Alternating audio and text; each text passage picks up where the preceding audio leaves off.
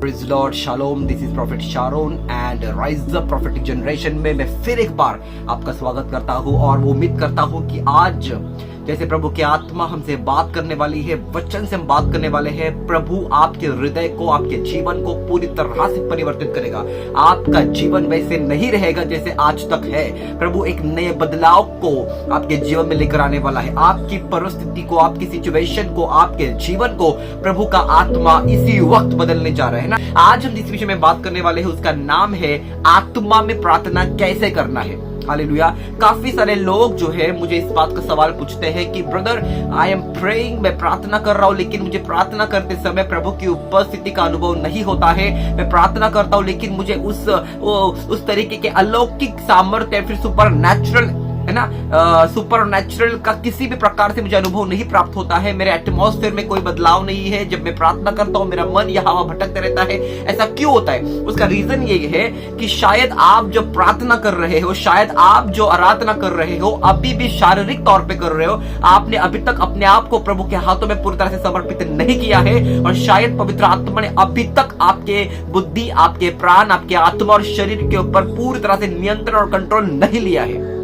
Hallelujah. सबसे important बात, आत्मा में प्रार्थना कैसे करें। अगर आप चाहते हैं कि आप आत्मा में प्रार्थना करें तो आत्मा में प्रार्थना करने के दो तरीकों को मैं आपको बताने जा रहा हूं इस समय। अगर आपने उन दो तरीकों का इस्तेमाल किया, आप अपने जीवन में हमेशा एक विजय और एक सामर्थ्य का अनुभव करोगे। आप जहां पर भी जाओगे आप अपने जीवन में विजय को देखोगे, जय को देखोगे, विक्ट्री को देखोगे। आप जहां पर भी जाओगे परमेश्वर की ग्लोरी जो है, परमेश्वर की सामर्थ्य जो है आपके शरीर और चेहरे के ऊपर छपकने लगेगी। हालेलुया। अगर आप चाहते हैं कि आत्मा में प्रार्थना करना है तो सबसे पहली बात आपको अपने फ्लेश यानी कि शरीर को पूरी तरह से मारना होगा।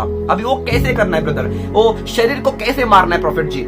सबसे पहली बात आपको मालूम है, जब हम प्रार्थना करने के लिए बैठते हैं तो प्रार्थना करने के समय में कई बार हमारा शरीर जो है वो हमें साथ नहीं देता है। कई बार कई सारे लोग जो है वो डिसाइड तो करते हैं कि मैं आज से प्रार्थना करूंगा, मैं आज से बाइबल को पढ़ूंगा, लेकिन जैसे ही वो प्रार्थना करने के लिए बैठते हैं कुछ ऐसी चीजें हो जाती है, उनका शरीर जो है थकान उनको देने लगता है। उनको लगता है कि मुझे बहुत नींद आ रही है, मुझे प्रार्थना नहीं जमेगा, मैं कल करूंगा। हालेलुया।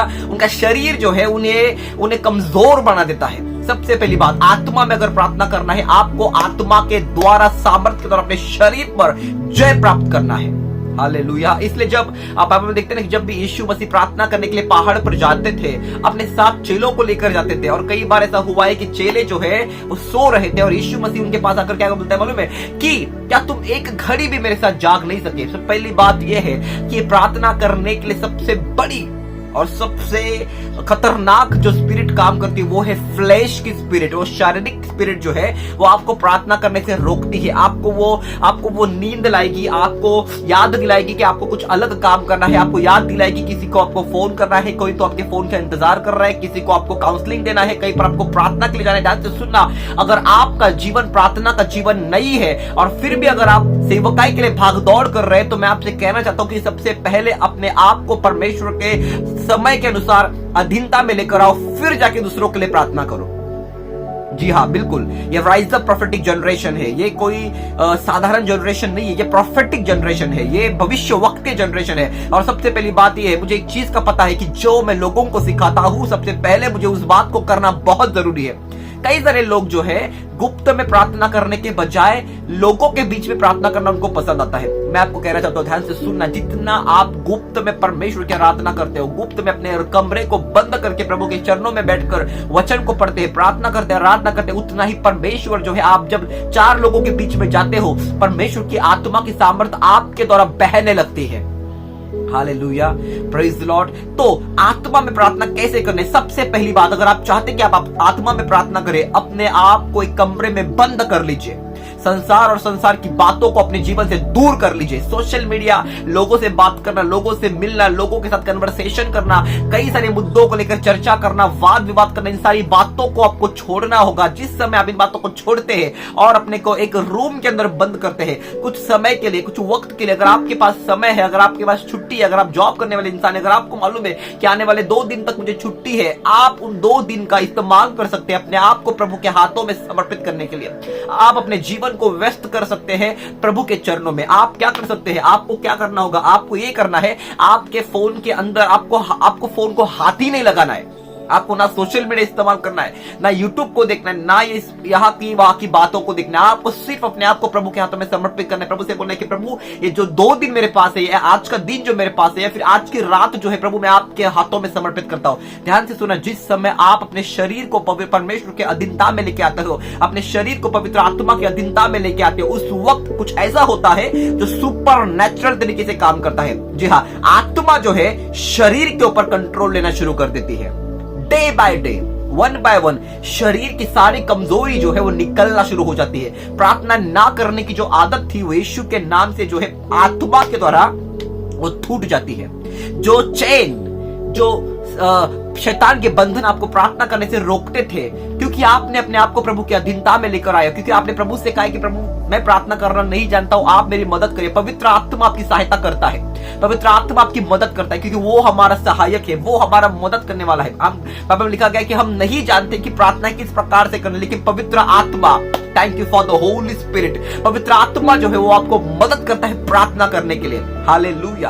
तो सबसे पहली बात, अगर आप आत्मा में प्रार्थना करना चाहते हैं, आप सुपर नेचुरल तरीके से जीना चाहते हैं, आपको अपने शरीर को प्रभु के अधीनता में लेकर आना है। पॉइंट नंबर 2, अगर आप आत्मा में प्रार्थना करना चाहते हैं, आपको अपने विचारों को और मन को प्रभु के वचनों के अधीनता में लेकर आना है। जी हाँ, कई बार हम शरीर को तो प्रभु के अधीनता में लेकर आते हैं, है ना। हम लोग नींद से उठने के लिए चाय पीते हैं, कॉफी पीते हैं, कुछ ना कुछ ऐसी बातों को करते हैं ताकि हमारा शरीर जो है प्रार्थना के लिए हमें सहायता करे। हम घुटनों पर आते हैं, हम सब कुछ करते हैं, लेकिन प्रार्थना करने के वक्त कई बार ऐसा होता है कि हमारा माइंड जो है वो कहीं ना कहीं घूमते रहता है, यहाँ वहां की बातों में उलझा रहता है। हमारे सामने जो है, आंखों के सामने कल कौन सी सब्जी खरीदनी है, वो सारी बातें ऑटोमेटिकली आना शुरू हो जाती है। हालेलुया। इसको कहते हैं माइंड का खेल, जो शैतान जो है सबसे ज्यादा इस्तेमाल करता है। देखो, किसी भी प्रकार से अपने शरीर को तो अधीनता में लेकर आया। अभी आपकी चुनौती ये है, आपके विचारों को और आपके मन को आपको पवित्र आत्मा की अधीनता में लेकर आना। इसलिए वचन में लिखा गया है, सारे विचारों का, सारी उन बातों का जो परमेश्वर के विचार और परमेश्वर के वचन के विरोध में उठती है, हम उसे यीशु के नाम से उनका खंडन करते हैं और मसीह का उनको आज्ञाकारी बनाते हैं। इसका रिवलेशन क्या है? वचन में लिखा गया कि परमेश्वर ऐसा करे कि तुम्हारे मन की आंखें ज्योतिर में हो। इसका मतलब क्या है? आपको अपने विचारों को, अपने मन को, अपने बुद्धि को पूरी तरह से परमेश्वर के वचन की अधीनता में लेकर आना है। और वो कैसे करना है आपको मालूम है? जितना ज्यादा आप वचन को पढ़ोगे, उतना ज्यादा आपका मन जो है परमेश्वर की बातों पर लगा रहेगा। इसलिए भजन संहिता 103 में लिखा गया है, दाऊद कहता है, हे मेरे मन यहोवा को धन्य कह, उसके किसी भी उपकार को ना भूल। दाऊद जो है बार बार लगातार अपने मन और अपने विचारों को बोलते रहता है कि हे मेरे मन, परमेश्वर की आराधना कर, उसके किसी उपकार को मत भूल। वही तो तुझे चंगाई देता है, वही तुझे रिहाई देता है, वही तुझे अपने हाथों में लेकर चलता है। ध्यान से सुनना, जब आप फिजिकल रेलम से पार हो जाते हैं, आपका सबसे बड़ा हथियार जो है, शत्रु शैतान का जो सबसे बड़ा हथियार है, वो ये है आपके विचारों के साथ में खेलना। और अगर आप चाहते हैं कि आप आत्मा में स्ट्रांगली प्रेयर करें, आपको अपने मन को काबू में लाना, अपने मन को कंट्रोल में लाना बहुत जरूरी है। हालेलुया। उस बात को कंट्रोल में लाने के लिए मैं आपको बताना चाहता हूं कि आप क्या कर सकते हैं। आप कुछ समय के लिए आराधना कर सकते हैं, है ना। आप चाहे तो अपने घर के अंदर स्पीकर के ऊपर आराधना की गीत लगा सकते हैं। आपको मालूम है, जब आप प्रार्थना करने के लिए बैठोगे, शायद कुछ समय तक दुनिया की बातें, दुनिया के विचार, घर के विचार आपके मन में गूंजते रहेंगे, आपके विचारों के इर्द गिर्द घूमते रहेंगे। लेकिन जैसे जैसे आप आराधना कंटिन्यू करते जाओगे, एक वक्त आएगा, 15 मिनट 30 मिनट के बाद एक समय आएगा जिस वक्त आपके विचारों के अंदर से पवित्र आत्मा वन बाय वन सारे दुनिया के विचारों को निकाल देगा और आपका ध्यान जो है प्रभु के आराधना के लिए, प्रभु के मन के लिए, प्रभु के वचनों के लिए और प्रभु के लिए आकर्षित हो जाएगा। हालेलुया। या फिर आप वचन को पढ़ सकते हैं।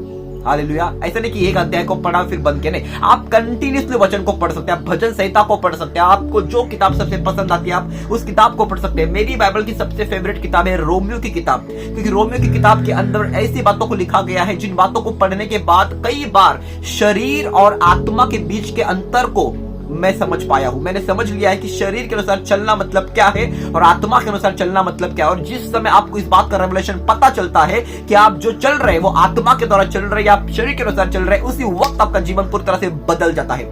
इसलिए अगर आप आपको आत्मा में प्रार्थना करना है, आपको अपने विचारों को और आपके मन को परमेश्वर के वचन के अधीनता में लेके आना है। एक तो आप आराधना कर सकते हैं, आधा घंटा 1 घंटा कंटिन्यूसली आराधना करें, जब तक आपको ना लगे कि मुझे प्रभु की उपस्थिति का अनुभव हो रहा है। आपको जब तक आपको ना लगे कि मेरे विचार अभी यहाँ वहां भटक नहीं रहे हैं, शैतान को अनुमति ना दे, उसका सामना करके वचन में लिखा गया है कि शैतान का सामना करो, वो तुम्हारे सामने से भाग जाएगा, है ना।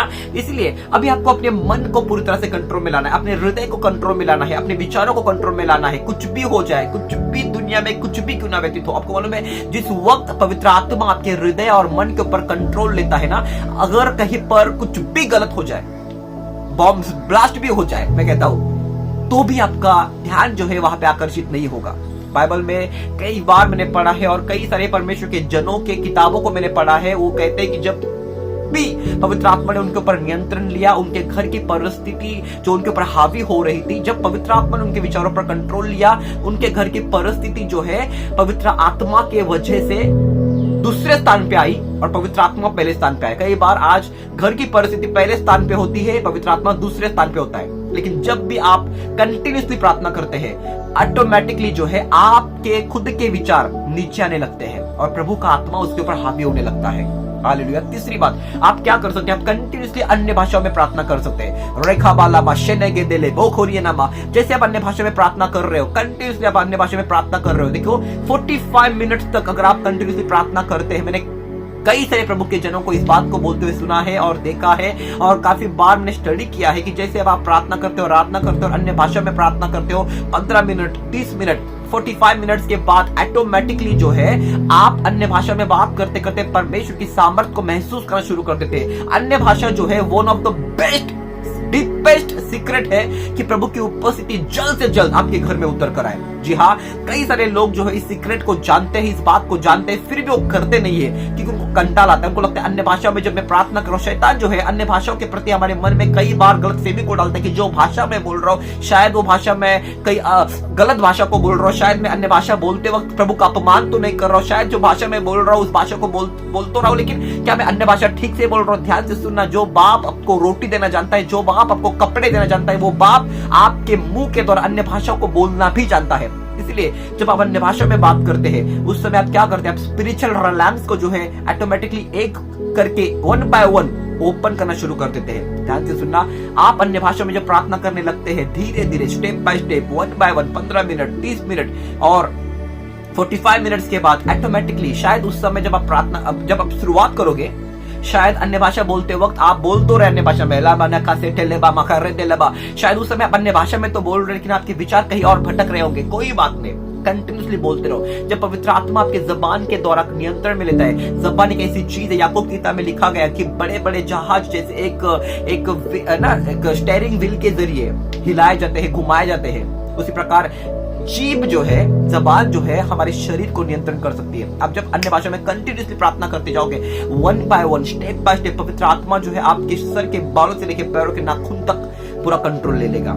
हालेलुया। और जिस समय आप आत्मा में प्रार्थना करना सीख जाओगे, उसके बाद कोई भी चीज आपको निराश नहीं कर पाएगी, कोई भी चीज आपको परेशान नहीं कर पाएगी, कोई भी चीज आपको सता नहीं पाएगी। फिर उस समय ऐसा नहीं होगा कि किसी ने आपको गाली दी और आपने भी उसको रिटर्न में गाली दिया। क्यों? क्योंकि अभी आप जो प्रार्थना कर रहे हो शरीर के अनुसार नहीं है, वो आत्मा के अनुसार है, और आत्मा जो है वो आपको पवित्रता में रहने के लिए मदद करता है। आत्मा जो है वो प्रभु के नियमों को पालन करने के लिए मदद करता है। पवित्र आत्मा जो है हमारा मित्र है, हमारा दोस्त है। आने वाले दिनों में मैं पवित्र आत्मा के विषय में भी वीडियोस को बनाने वाला हूँ। कंटिन्यूसली हम सीखने वाले हैं, कई सारे वीडियोस को बनाऊंगा जिसमें पवित्र आत्मा के वरदान, पवित्र आत्मा के फल, पवित्र आत्मा कैसे काम करता है, पवित्र आत्मा कैसे दिखता है, पवित्र आत्मा के साथ कैसे सहयोग किया जा सकता है, हम उन बातों के बारे में सीखेंगे, है ना। तो आज के लिए इतना ही कि पवित्र आत्मा में आपको प्रार्थना करनी है, आपको आत्मा में प्रार्थना करना है, आपको प्रभु की अधीनता में आके प्रार्थना करनी है। हालेलुया। क्यों हम प्रार्थना करें? समय पिता परमेश्वर यीशु के नाम से जितने भी लोगों ने इस वीडियो को देखा है, प्रभु जी इस समय यीशु के नाम से मैं प्रार्थना करता हूँ, पवित्र आत्मा आप उनके शरीर पर, आप उनके जीवन पर कंट्रोल लीजिए, आप उनकी बातों पर कंट्रोल लीजिए, आप उनके परिवार पर कंट्रोल लीजिए, आप उनके हृदय पर कंट्रोल लीजिए। जो भी मानसिक अटैक, जो भी शारीरिक अटैक उनके शरीर के ऊपर, उनके मन के ऊपर आ रहे हैं प्रभु, ताकि वो प्रार्थना नहीं कर पाए, यीशु के नाम से हम उन्हें ब्रेक करते हैं मेरे राजा, ताकि तेरे लोग तेरी आराधना, तेरी प्रार्थना आत्मा से कर पाए परमेश्वर पिता, क्योंकि यूहन्ना की किताब में लिखा गया कि प्रभु तो आत्मा है और जो कि उसकी आराधना करते हैं वो आत्मा और सच्चाई से करने वाले चाहिए। और प्रभु ऐसे ही आराधकों को ढूंढ भी रहा है। यीशु के नाम से आत्मा में प्रार्थना करने वाले लोग खड़े हो जाए, आत्मा में प्रार्थना करने वाले लोग, आत्मा में आराधना करने वाले लोग यीशु के नाम से खड़े हो जाए। प्रभु ऐसे में दुआ और प्रार्थना करता रहा। सारा आदर महिमा और गौरव आपको देकर प्रार्थना यीशु के नाम से मांगता हूं राजा, आमीन एंड आमीन। Thank you so much, God bless you. अगर आपको ये वीडियो पसंद आया हो तो आप इस वीडियो को शेयर करें अपने लोगों के साथ में। इस यूट्यूब के चैनल आप सब्सक्राइब कर सकते हैं। प्रभु आपको आशीष दे। God bless you.